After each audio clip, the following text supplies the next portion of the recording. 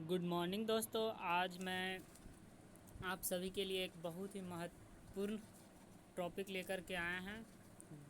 जो दोस्तों 2022 में एग्ज़ाम देने वाले हैं उनके लिए काफ़ी वीवीआई क्वेश्चन है सोशोलॉजी का। तो इसमें टोटल आपको 20 क्वेश्चन मिलेंगे। तो ठीक है दोस्तों, अब हम ये क्वेश्चन स्टार्ट करते हैं वीडियो को। तो पहला क्वेश्चन है आपके सामने, पहला क्वेश्चन है उदारीकरण से क्या अर्थ निकलता है। तो इसका पहला ऑप्शन है समाजवाद, दूसरा ऑप्शन है मनुष्य का उदार होना, ऑप्शन नंबर सी काफ़ी उन्नति होना, ऑप्शन नंबर डी मुक्त बाजार व्यवस्था होना। तो दोस्तों इसका सही आंसर जो होगा वो होगा ऑप्शन नंबर डी मुक्त बाजार व्यवस्था। अब अगला क्वेश्चन है क्वेश्चन नंबर 2, स्वामी सहजानंद सरस्वती का संबंध है। तो दोस्तों स्वामी सहजानंद सरस्वती का संबंध किस आंदोलन से है। तो ऑप्शन नंबर ए में है समाजवादी आंदोलन, किसान आंदोलन, सी मजदूर आंदोलन, डी इनमें से कोई नहीं।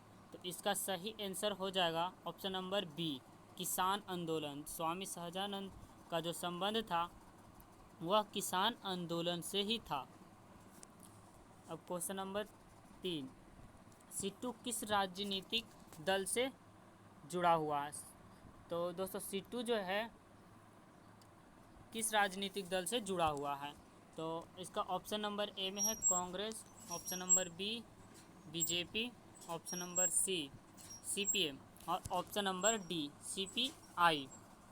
तो इसका सही आंसर हो जाएगा option number C, option number C CPM. तो चलिए अब आगे बढ़ते हैं।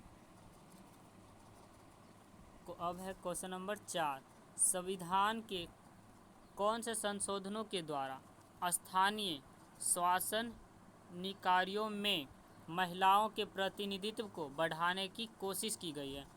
तो इसका क्वेश्चन चलिए समझ में नहीं आया, फिर से पढ़ते हैं। संविधान के कौन से संशोधनों के द्वारा स्थानीय शासन नियमों में महिलाओं के प्रतिनिधित्व को बढ़ाने की कोशिश की गई है। जो सभी, तो इसका पहला ऑप्शन है 11वां एवं 12वां, ऑप्शन नंबर बी 13वां 73वां एवं 74वां, ऑप्शन नंबर सी 81 एवं 82, डी इनमें से कोई नहीं। तो इसका सही आंसर होगा दोस्तों ऑप्शन नंबर बी 73वां एवं 74वां। कौन सा आदिवासी समाज मातृ प्रधान है। तो इसका option number A Santhal, option number B Munda, option number C गोरो, ऑप्शन नंबर डी इनमें से कोई नहीं। तो इसका सही आंसर होगा दोस्तों गोरो। गोरो जो है वो आदिवासी समाज का जो मातृ प्रधान है। तो इसका सही आंसर हो जाएगा गोरो, सॉरी गोरो होगा, सी नंबर, ये नहीं होगा। अब छठा क्वेश्चन है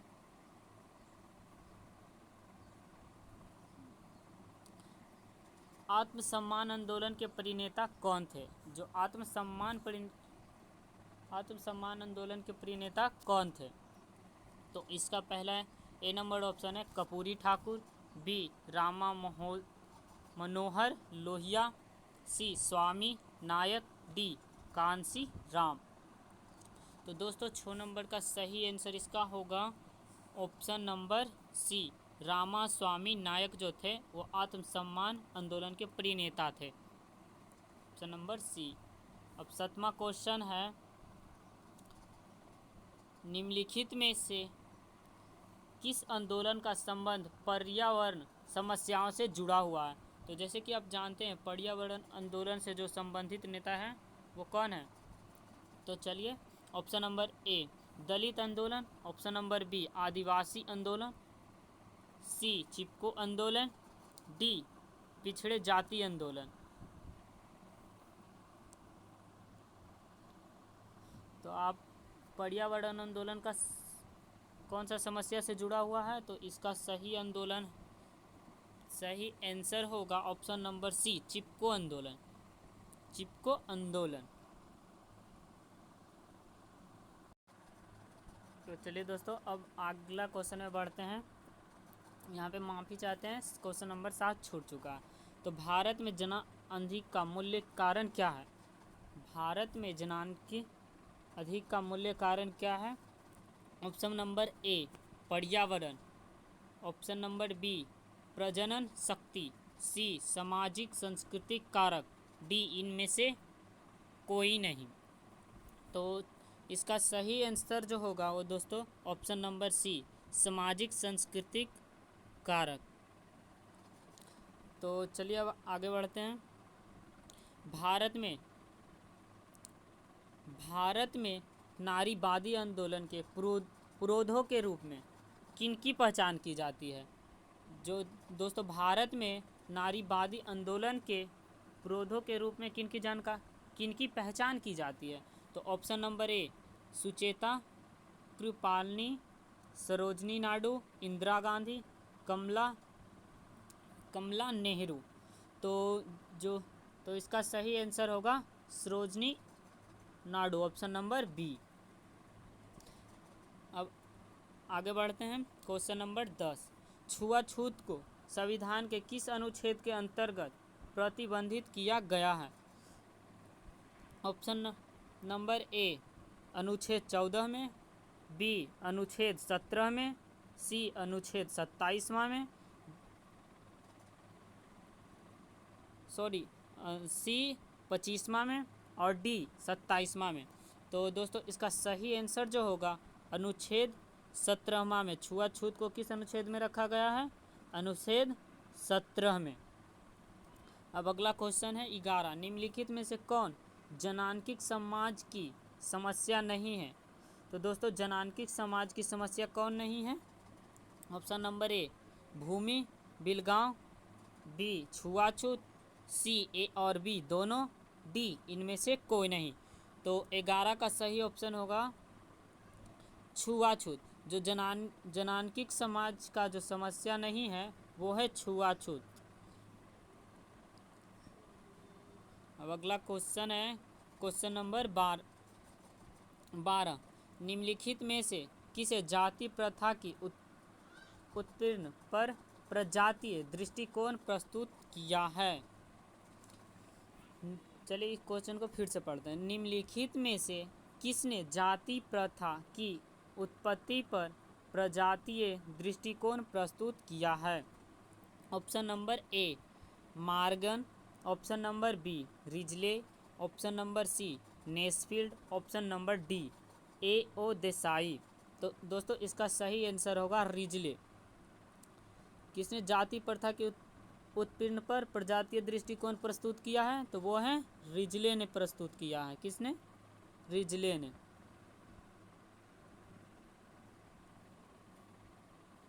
अब अगला क्वेश्चन है क्वेश्चन नंबर 13, हरित क्रांति का उत्प्रेरक कौन है? हरित क्रांति का उत्प्रेरक कौन है? ऑप्शन नंबर ए, नदियाँ। सांस्कृतिक बीज। उपजाऊ जमीन। डी, वर्षा। तो दोस्तों हरित क्रांति का जो उत्प्रेरक होता है वो होता है सांस्कृतिक बीज। तो ऑप्शन नंबर बी इसका सही हो जाएगा, सांस्कृतिक बीज। अब क्वेश्चन नंबर 14, किसने सीमांत मानव की अवधारणा दी है? सीमांत मानव की अवधारणा दी है वो option number A, Marx. Option number B, Parsons. Option number C, Robert E Park. Option number D, Johnson. तो दोस्तों इसका सही आंसर जो हो जाएगा option number C, Robert E Park ने दी है सीमांत मानव की अवधारणा। किसने दी है? रॉबर्ट ई पार्क ने। Option number C. अब अगला क्वेश्चन है दोस्तों 15, पश्चिमीकरण की अवधारणा किसके द्वारा दी गई है? पश्चिमीकरण की अवधारणा किसके द्वारा दी गई है? ऑप्शन नंबर ए, ओगन वार्न के द्वारा। AMN श्रीनिवास के द्वारा, मैकाइवर के द्वारा, RK मुखर्जी के द्वारा। तो दोस्तों इसका सही आंसर जो होगा option number B, AN Srinivas. पश्चिमीकरण की अवधारणा किसके द्वारा दी गई है? AN श्रीनिवास के द्वारा। ये क्वेश्चन दोस्तों ऐसे भी आ सकता है, पश्चिमीकरण की अवधारणा किस व्यक्ति के द्वारा दिया गया है? तो इसका भी सही आंसर होगा श्रीनिवास के द्वारा ही दिया गया है। जाति पूर्वाग्रह का क्या अर्थ है? क्वेश्चन नंबर 16 है, जाति पूर्वाग्रह का क्या अर्थ है? तो ऑप्शन नंबर ए जाति वर्गीकरण, ऑप्शन नंबर बी किसी जाति से में प्रवेश पाने के लिए किया गया प्रयास, ऑप्शन नंबर सी जाति संघर्ष, ऑप्शन नंबर डी किसी जाति से संबंधित अवैज्ञानिक एवं गलत अवधारणा। तो दोस्तों इसका सही जो आंसर होगा जाति पूर्वाग्रह का अर्थ यही होगा, option number D. Option number D इसका सही आंसर हो जाएगा। जाति पूर्वाग्रह का अर्थ होता है किसी जाति से संबंधित अविज्ञानता एवं गलत अवधारणा। अब क्वेश्चन नंबर 17, निम्नलिखित में से कौन परिवार की विशेषता है?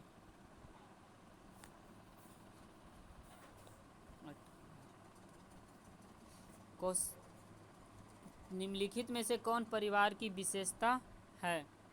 तो ऑप्शन नंबर ए सार्वभौमिकता, सीमित आकार, सी भावनात्मक आधार, डी इनमें से सभी। तो दोस्तों जो परिवार की विशेषता है वो इनमें से सभी है, सार्वभौमिकता, सीमित आकार, भावनात्मक आधार, इनमें से सभी। तो ये तीनों ऑप्शन सही हो जाएंगे। तो अब अगला क्वेश्चन है क्वेश्चन नंबर 18, बहुपति विवाह किस जनजाति में पाया जाता है?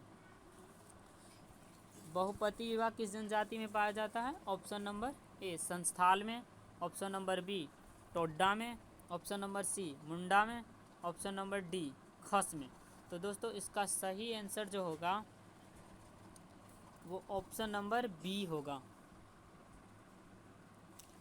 बहुपति विवाह जो है टोड्डा नामक जनजाति में पाया जाता है। अब अगला क्वेश्चन है क्वेश्चन नंबर 19, राष्ट्रवाद का अर्थ। तो दोस्तों राष्ट्रवाद का जो अर्थ होता है वो क्या होता है, वही पूछ रहा है। राष्ट्रवाद का अर्थ है सामान्य सामाजिक पृष्ठभूमि, सामान्य जाति पृष्ठभूमि, सामान्य भौगोलिक पृष्ठभूमि, इनमें से कोई नहीं। तो दोस्तों इसका सही जो आंसर हो जाएगा, राष्ट्रवाद का अर्थ होता है सामान्य भौगोलिक पृष्ठभूमि, ऑप्शन नंबर सी। अब अगला क्वेश्चन है क्वेश्चन नंबर 20, निम्नलिखित में से कौन भारतीय समाज की विशेषता है? तो दोस्तों निम्नलिखित में से कौन भारतीय समाज की विशेषता है? इसका ऑप्शन नंबर ए में दिया गया है, अनेकता में एकता, संस्कारों द्वारा सामाजिकरण, पुरुष प्रधान, इनमें से सभी। तो दोस्तों भारतीय समाज की जो विशेषता है वो ऑप्शन नंबर ए होगा, अनेकता में एकता, ताकि भारत समाज में अभी अनेकता में एकता का ही विशेषता है। भारतीय समाज की जो विशेषता है वो है अनेकता में ही एकता। तो दोस्तों अगला नंबर क्वेश्चन है क्वेश्चन नंबर 21, जमींदारी उन्मूलन अधिनियम किस वर्ष पारित किया गया? जमींदारी उन्मूलन अधिनियम किस वर्ष पारित किया गया? तो ऑप्शन नंबर ए 1961 में, ऑप्शन नंबर बी 1948 में, ऑप्शन नंबर सी 1951 में, ऑप्शन नंबर डी 1955 में।